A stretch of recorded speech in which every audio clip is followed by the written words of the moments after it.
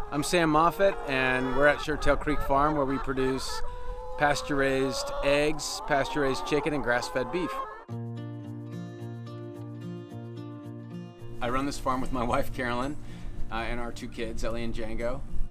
You know, we worked in digital advertising in Austin for like 13 years. And I don't know if you've ever done this at a job, where you sit in your cubicle or whatever, and you fantasize about what you could be doing.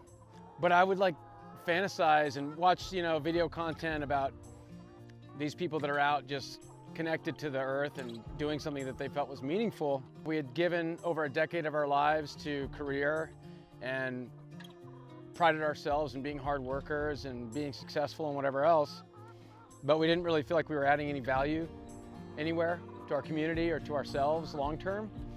It kind of happened organically, because even when we bought the farm, we weren't planning on doing this. I was planning on having some cattle, and I told Carolyn one day, I was like, I think we should buy a few hundred chickens and see if we can make awesome eggs. And she's like, what? We're still figuring out the cattle thing. What are you talking about? And the more we learned, the more passionate we got about it. And the more we learn still about regenerative ag and everything, the more passionate we get about that.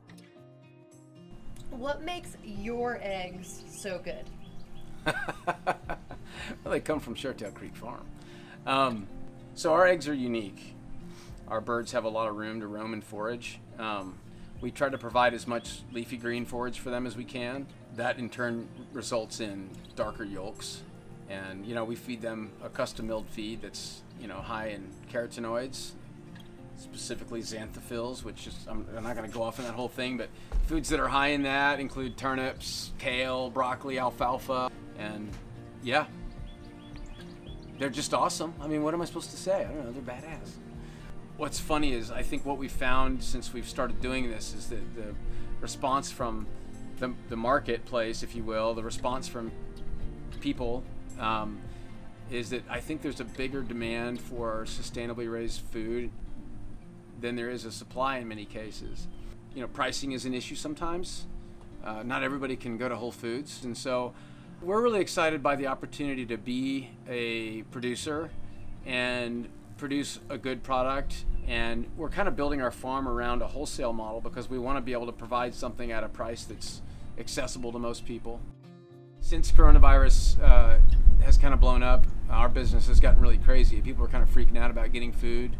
Maybe more than they have to, but there certainly is an imminent, shortage, and so we've seen a big uptick in business, and we're scrambling to kind of, spread the love and take care of people as best we can. I think in scenarios like this, having a connection to your local farmer is a really good thing, and I think a lot of people are realizing that. It's obvious. You look at what's happening with access to meat and eggs and stuff, for example, at grocery stores.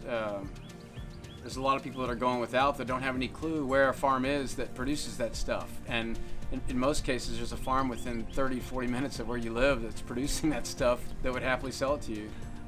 I mean, it's funny, in the wake of all this happening, we definitely feel a duty to our community to be there. We could have holed up on the farm and we've got tons of meat and eggs and we're good. We could have not gone to the farmer's market, but we feel a definite obligation to be there for the people that have been supporting us.